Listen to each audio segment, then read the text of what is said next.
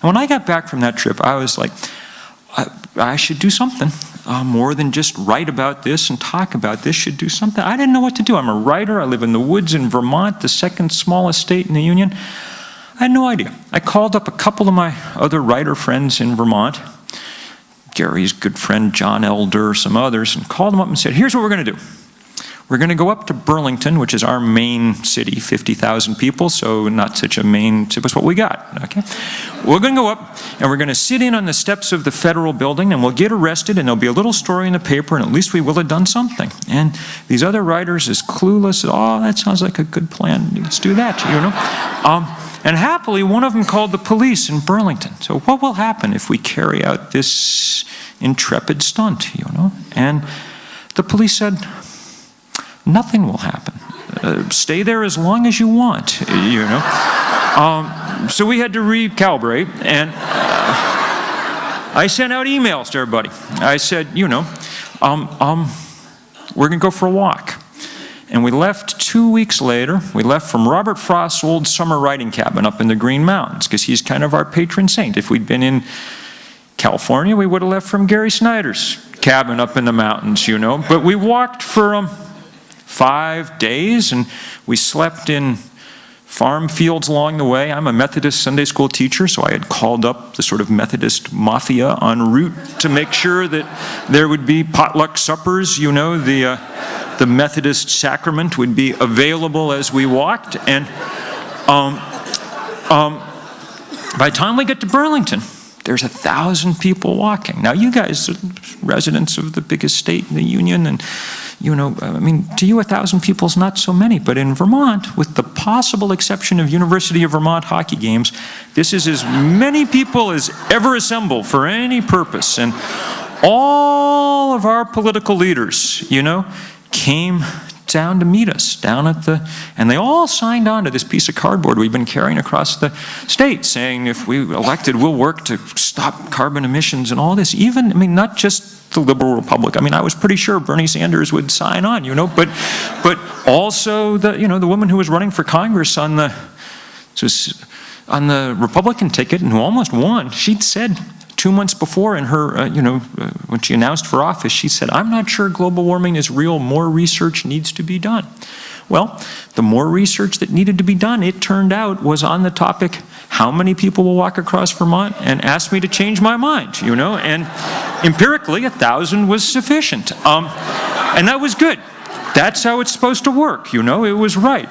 The only downer, and this was 5 years ago, I guess, was to open the newspaper the next day and see a story saying that 1,000 people in Vermont might have been the largest demonstration that had yet taken place in the US about global warming. So when we read that, we thought, no wonder we're losing. We have the superstructure of a movement. We've got, you know, we've got Al Gore, we've got scientists, we've got economists, we've got engineers, we've got policy wonks, we've got all the things you would need for a movement. The only part we forgot was the movement part. There's nothing there, okay? And can we build that outside of, you know, outside of the confines of funky Vermont? And so we decided to try. Now, when I say we, you know, this sounds like it would be some, I mean, this, some great organization or something. It was much more absurd than that.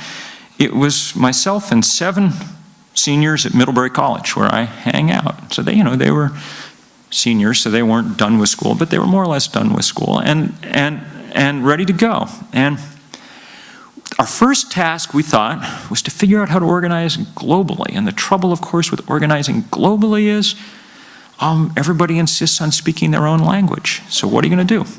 And so we were both thrilled and horrified when December 2007 or January 2008, our most important climatologist, Jim Hansen at NASA, publishes a paper that says we now know enough about carbon to know how much is too much. Any value for carbon in the atmosphere greater than 350 parts per million is not compatible with the planet on which civilization developed and to which life on Earth is adapted, okay, which is very strong language for scientists to use, and it is way stronger still when you know that wherever you are tonight, you know, in California or in China, the atmosphere is 393 parts per million CO2 and growing about 2 parts per million per year, which is why Texas burns and Pakistan drowns. And it's why we're not going to actually stop global warming. At best, we're going to keep it from getting worse than it has to, okay? And so that was a kick in the teeth to read, but on the other hand, we thought, maybe there's something to work with here as organizers, because though you wouldn't normally choose a wonky scientific data point around which to organize, the virtue of Arabic numerals is they cross linguistic boundaries. And so the 350 will mean exactly the same thing here and everywhere. And so we decided to go to work. Now, you know, this was a ludicrous proposition, but there were 7 young people, and there are 7 continents, so each one took one. The one that took the Antarctic also had to take the internet, you know, because it's kind of its own continent. And off we set. And our goal was to find other people like ourselves around the world. And that's what we, you know, set out to do. We did these training camps for young people, one in Turkey for Central Asia, I remember one in the Caribbean, one in Johannesburg, about a couple of kids from each country, in Africa down. Most had never been on an airplane or anything, but they were great organizers, and they fanned out back around the world, and we told everybody we're going to try to do this first big day in the fall of 2009 to kind of bring attention to this number, to drive it into the information bloodstream of the planet. And we had no idea how it'd come out, because we had no money or anything. But 2 days before we got the sense it might work, October 22nd, I guess, we were sitting around this little borrowed office in Midtown Manhattan, one room, one table, the 8 of us around it with our laptops open, you know, typing out press releases, and we get a phone call, a bad satellite connection from Addis Ababa in Ethiopia. And our organizer there, you know, the volunteer who was in charge of Ethiopia for us, is a 17-year-old girl named Lily. And she said, you know, the government took away our permit for Saturday, so we're going to, Ethiopia, not a particularly always nice government, they took away our permit. We're doing it today before they can stop us. We're so sorry. We don't mean to jump the gun. We don't want to spoil it for everybody. We'd so look forward to doing it at the same time as everybody else. And we have 15,000 kids out in the street right now chanting 350. So, you know, I was like, Lily, it's okay about the date, you know.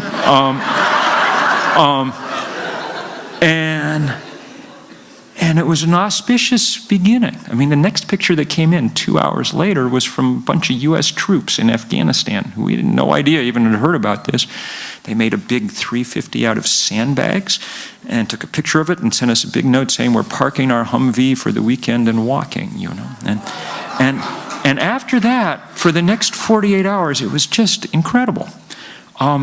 Before it was over, there had been 5,100 demonstrations in 181 countries. CNN called it the most widespread day of political activity in the planet's history. Okay? And what was so interesting about it, well, a lot of things that were beautiful, and I hope you go look at the pictures because they're really something. We have many pictures and they're gorgeous, but one of the things that really struck us and over and over and over again was, you know, I'd spent all my life hearing that environmentalism was something that rich white people did, and if you had to worry where your next meal was coming from, you wouldn't be an environmentalist, and on and on and on. It turned out it was immediately apparent that most of the people that we were working with around the world were poor and black and brown and Asian and young, because that's what most of the world is composed of, you know. And they were every bit as interested as anybody else in what the future would hold. Maybe more so, because the future, if you're in Bangladesh or Pakistan, the future is bearing down on you very hard, you know. It was beautiful to see, beautiful. And it actually was kind of almost, I mean, 6 weeks later, there's a big climate conference in Copenhagen that some of you may still recall. That was supposed to be the place where this kind of movie would come out right, you know, the great finale where the countries of the world would get together and do the right thing and whatever. Well, we convinced, when we got to Copenhagen with all this momentum, we convinced 117 nations to sign on to this 350 target, that was pretty good. The trouble is, of course, that they were the wrong 117 nations. They were all the poor ones. And the addicts, led by us, weren't yet willing to come to terms with that addiction, and so nothing happened, and the thing ended in a complete fizzle, and everybody went home. And I gotta say, I was deeply depressed and discouraged and angry on that final day, and I was glad, therefore, we brought the largest delegation with us to Copenhagen, 350 young people from all over the world, mostly the developing world, mostly countries where, you know, you don't have the possibility of growing up with too many illusions. And these kids kept coming up to me on that last day. They were all really nice, but they just kept saying pretty much the same thing. You know, we didn't expect that we were going to win this right away, because we're up against the hardest power in the world, and it's going to take a little while, so we're going back and going to work. And that's what people did. Even after, you know, 6 months later, the US Senate, then with 60 Democrats, refused to even take a vote on the most moderate, tepid, mild climate change legislation you could imagine, you know. People kept organizing. We've had 2 big days of action, even bigger since then. Now, as Gary said, every country except North Korea is involved. It's beautiful. We'll have another important day in a few weeks that I hope you guys will help with. It's on the 5th of May, and it's a day that we're calling Connect the Dots, and it'll be people all over the world who've already felt some of the sting of climate change. They've dealt with forest fire or drought or flood or insect infestation or crop failure, or some places where people are doing things that really help, you know, where they're putting up community gardens and windmills and things like that. And what we're going to say in each one of these is we need the rest of people to understand this pattern, to connect these dots, to no longer think of these tragedies as one-off things that we kind of watch for a night on the news and then move on, or maybe send $50 to the Red Cross to help people with, but to understand that they fit together, to connect those dots, to figure out that the biggest thing that ever happened in the world is happening. Now, you know, some of it will be a little lighthearted, I hope. I was talking to our climbing team today, who they're going up into some big glacier, up in one of the melting glaciers someplace up in California. And they're going to take a big banner with them, and the question was what should be on the banner, and, you know, some dire message about global warming. And my suggestion, which I believe has been adopted, is that instead we should just quote from that great classic of our literature, The Wizard of Oz. It should just say, you know, I'm melting on the, you know, on the banner. But other places,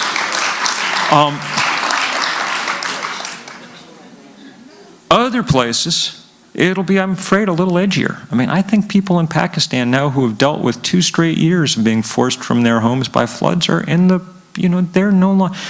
The biggest thing that happened in Pakistan the last couple of years was not Osama bin Laden getting shot, though to us it was, but to everybody else there, they had to keep getting up and leaving their homes and watching them wash away, you know. We need to think about all that. Hopefully this will help. In fact, we know it's helping because the new polling data, even in the last few weeks, shows an increasing number of Americans concerned about climate change, and the reason is they're connecting it with the extreme, even freakish weather that we're seeing over and over and over again. But just this kind of consciousness raising by itself will not be enough. it's become clear to us that we're going to also have to be a little more realist, or maybe a little more aggressive in going after the source of the problem, the political power of that fossil fuel industry that quashes the change that we need.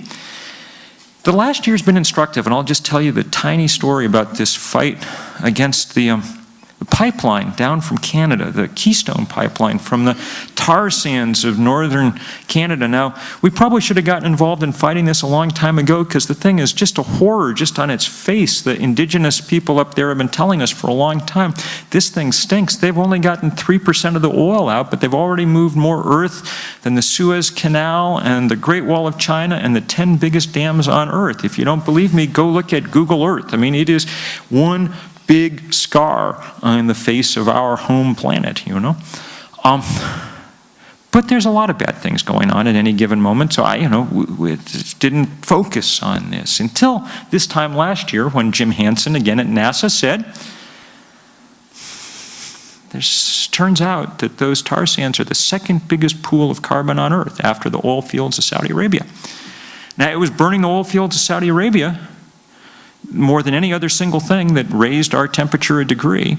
So if we find the next Saudi Arabia, knowing what we now know about climate change, and do the same damn thing, then we're not behaving wisely.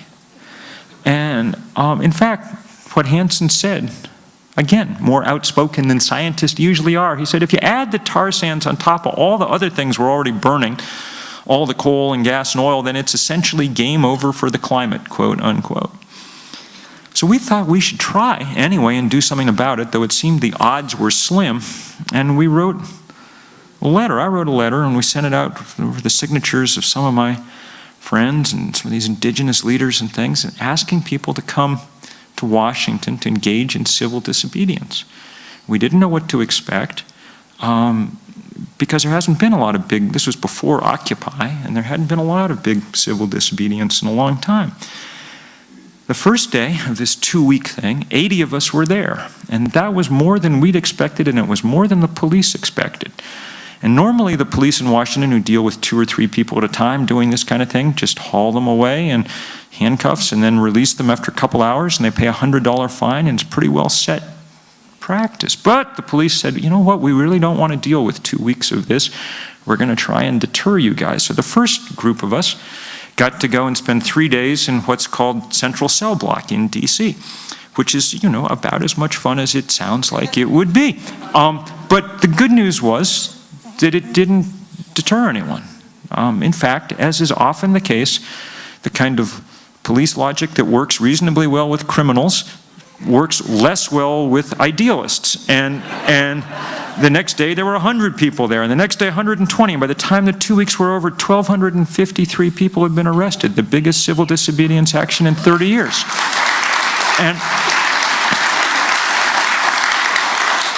And this pipeline thing was on the agenda. And then we followed the president around the country for the next few months, and I'm sure some of you helped, and it was very polite. Every place he went, he was greeted by big groups of students, and they were all chanting. They weren't chanting, attacks on him. They were chanting, yes, we can stop the pipeline, And then we went back to Washington in early November, and we said we're going to circle the White House. We didn't know if we could do it. No one had really ever tried it before. We were trying on Google Earth to count how many people it would take. We didn't really know, but it turned out it didn't matter, because enough people showed up that we were shoulder to shoulder, 5 deep around the mile-long perimeter of the White House. And it was a beautiful day, in part because it was all, again, positive. Every single sign that anyone was carrying was a quote from Barack Obama in 2008. Time to end the tyranny of oil, in my administration, the rise of the oceans will begin to slow and the planet will begin to heal. And we were saying, most of the time when you've tried to do these things, you've been stymied by Congress, but here's your chance. You can block this pipeline. And 4 days later, the president said, okay, we're going to delay this thing for a year at least, which was an unlikely victory. 3 weeks before, National Journal, the Energy Insider, the Insider magazine in Washington had polled its 300 energy experts up on the Hill and lobbyists and things, and 97% of them said that this thing would get its permit last year. So it was a small victory when we won, and a temporary victory, of course. All environmental victories are temporary. And this one may be more temporary than most because big oil it never loses, and it did not like losing. And it has struck back with a real vengeance, and it's run tens of millions of dollars of ads filled with complete falsehoods about this pipeline and how it's going to create 1 billion jobs and on and on and on. All nonsense, all untrue, but effective, We held this victory in the Senate by 2 votes in February. And the Republicans announced today that they're bringing it up again and going to force another vote. We may lose. Even if we win, okay? Even if we win, it's not like we've stopped global warming.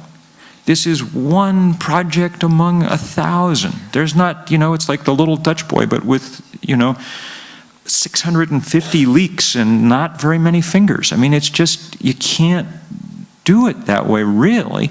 What was important about this last year was that we got a sense of what we would need to do and how we could do it, of the kind of movement we could build and the kind of tactics we would need and the kind of commitment and sacrifice it would take.